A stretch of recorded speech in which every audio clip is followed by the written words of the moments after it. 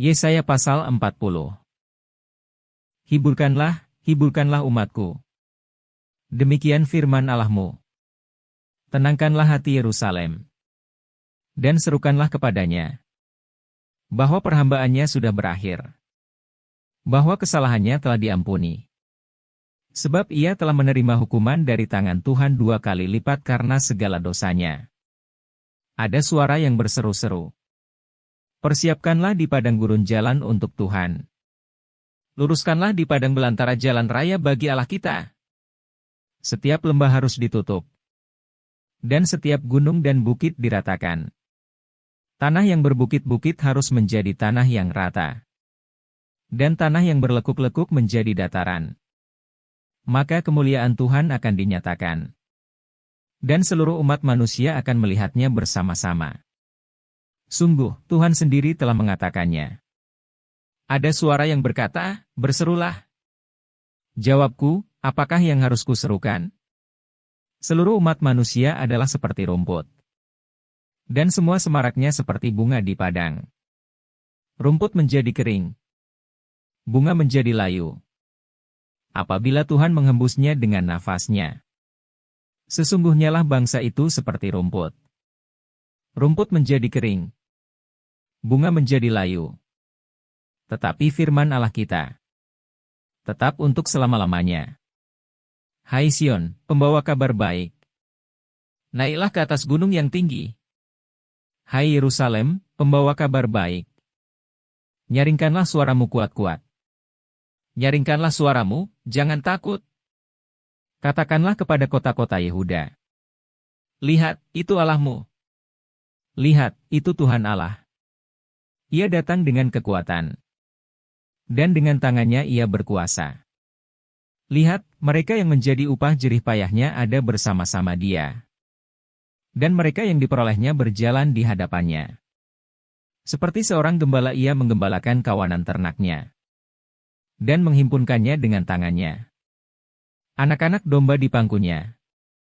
Induk-induk domba dituntunnya dengan hati-hati. Siapa yang menakar air laut dengan lekuk tangannya? Dan mengukur langit dengan jengkal? Menyukat debu tanah dengan takaran? Menimbang gunung-gunung dengan dacing? Atau bukit-bukit dengan neraca? Siapa yang dapat mengatur roh Tuhan atau memberi petunjuk kepadanya sebagai penasihat? Kepada siapa Tuhan meminta nasihat untuk mendapat pengertian? Dan siapa yang mengajar Tuhan untuk menjalankan keadilan? Atau siapa mengajar dia pengetahuan?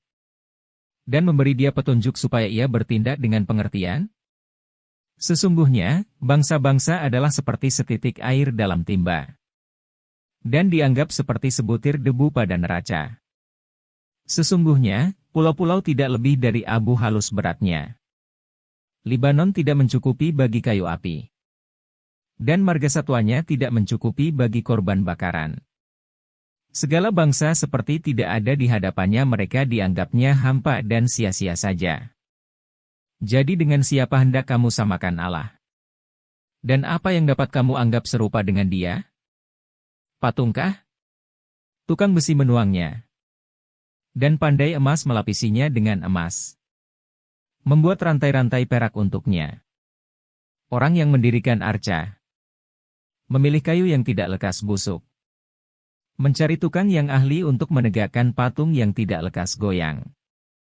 Tidakkah kamu tahu? Tidakkah kamu dengar? Tidakkah diberitahukan kepadamu dari mulanya? Tidakkah kamu mengerti dari sejak dasar bumi diletakkan? Dia yang bertahta di atas bulatan bumi yang penduduknya seperti belalang. Dia yang membentangkan langit seperti kain. Dan memasangnya seperti kemah kediaman. Dia yang membuat pembesar-pembesar menjadi tidak ada. Dan yang menjadikan hakim-hakim dunia sia-sia saja. Baru saja mereka ditanam. Baru saja mereka ditaburkan. Baru saja cangkok mereka berakar di dalam tanah. Sudah juga ia meniup kepada mereka, sehingga mereka kering. Dan diterbangkan oleh badai seperti jerami. Dengan siapa hendak kamu samakan aku? Seakan-akan aku seperti dia. Firman yang Maha Kudus. Arahkanlah matamu ke langit. Dan lihatlah, siapa yang menciptakan semua bintang itu. Dan menyuruh segenap tentara mereka keluar. Sambil memanggil nama mereka sekaliannya. Satu pun tiada yang tak hadir. Oleh sebab Ia Maha Kuasa dan Maha Kuat. Mengapakah engkau berkata demikian, hai Yakub? Dan berkata begini, hai Israel. Hidupku tersembunyi dari Tuhan. Dan hakku tidak diperhatikan Allahku? Tidakkah kau tahu? Dan tidakkah kau dengar? Tuhan ialah Allah kekal yang menciptakan bumi dari ujung ke ujung. Ia tidak menjadi lelah dan tidak menjadi lesu. Tidak terduga pengertiannya. Dia memberi kekuatan kepada yang lelah. Dan menambah semangat kepada yang tiada berdaya. Orang-orang muda menjadi lelah dan lesu. Dan teruna-teruna jatuh tersandung. Tetapi orang-orang yang menanti-nantikan Tuhan mendapat kekuatan baru. Mereka seumpama raja wali yang naik terbang dengan kekuatan sayapnya. Mereka berlari dan tidak menjadi lesu. Mereka berjalan dan tidak menjadi lelah.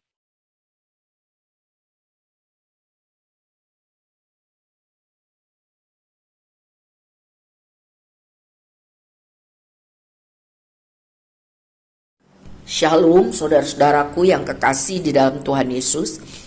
Terpujilah Tuhan yang masih memberikan kita kesempatan hidup hari ini dan dapat mempelajari firman Tuhan, kompas kehidupan dari Yesaya pasal 40. Mengenai berita keselamatan, berita kelepasan bagi bangsa yang sedang di dalam pembuangan.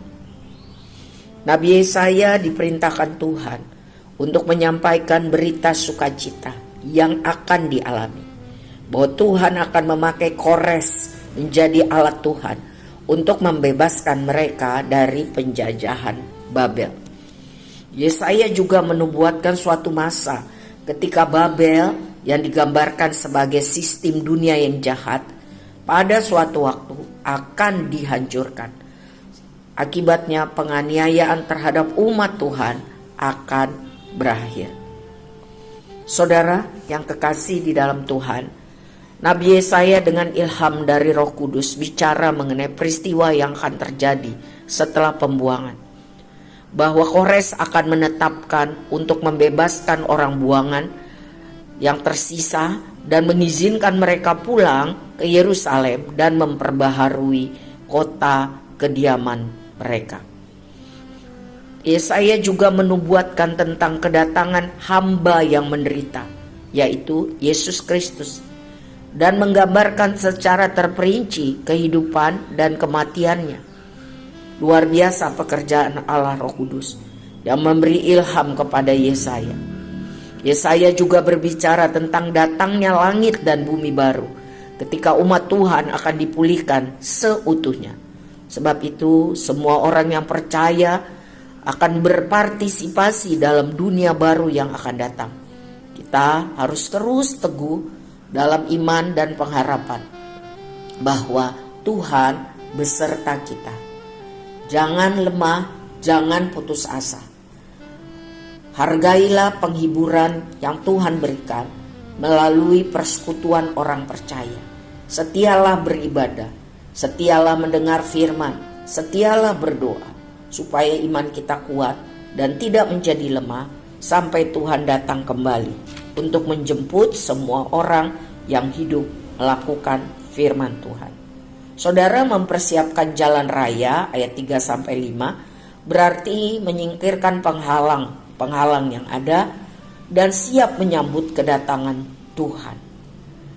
Ayat 6-8 mencatat bahwa manusia disamakan, diibaratkan seperti rumput dan bunga yang akan segera menjadi layu. Manusia itu fana, sementara, tetapi firman Tuhan itu kekal dan tidak pernah gagal. Sebab itu berharaplah pada Tuhan dan hiduplah bergantung kepada firman-Nya. Sebab itu adalah solusi yang kekal, itu adalah jawaban yang sejati. Amin. Jangan menjadi lemah dan putus asa. Berdirilah teguh, berharaplah sungguh kepada Tuhan. Di ayat 12-31 Yesaya melukiskan kuasa Tuhan untuk menciptakan, untuk menolong. Tuhan Maha Kuasa, Tuhan perkasa. Tapi Tuhan juga peduli kepada setiap kita yang berharap kepadanya. Tidak ada manusia atau benda yang bisa disamakan dengan kuasa dan kasih Tuhan. Sebab itu, jangan membatasi karya Tuhan dalam hidup kita. Tetap percaya Tuhan baik. Jangan meremehkan Tuhan. Ya, ayat 29 sampai 31 mencatat, bahkan orang-orang yang kelihatannya hebat, kuat, sangat berjasa, sangat berpengaruh, kadangkala juga merasa lelah. Tetapi kuasa dan kekuatan Tuhan tidak pernah berkurang. Tuhan tidak pernah terlalu lelah. Tuhan tidak pernah terlalu sibuk untuk menolong dan mendengarkan seruan doa umatnya yang hidup benar sesuai dengan firman-Nya. Kekuatan Tuhan adalah sumber kekuatan hidup kita. Mari kita sungguh-sungguh percaya kepada Tuhan, sabar menantikan janji Tuhan terrealisir. Lakukan segenap firman Tuhan. Percayalah bahwa Tuhan mengasihi kita dan menginginkan yang terbaik bagi kita, asal kita sungguh-sungguh menjadi pelaku firman. Orang yang sungguh-sungguh berharap kepada Tuhan tidak akan menjadi lemah, tidak akan menjadi lesu, sebab Tuhan yang memberikan kekuatan baru.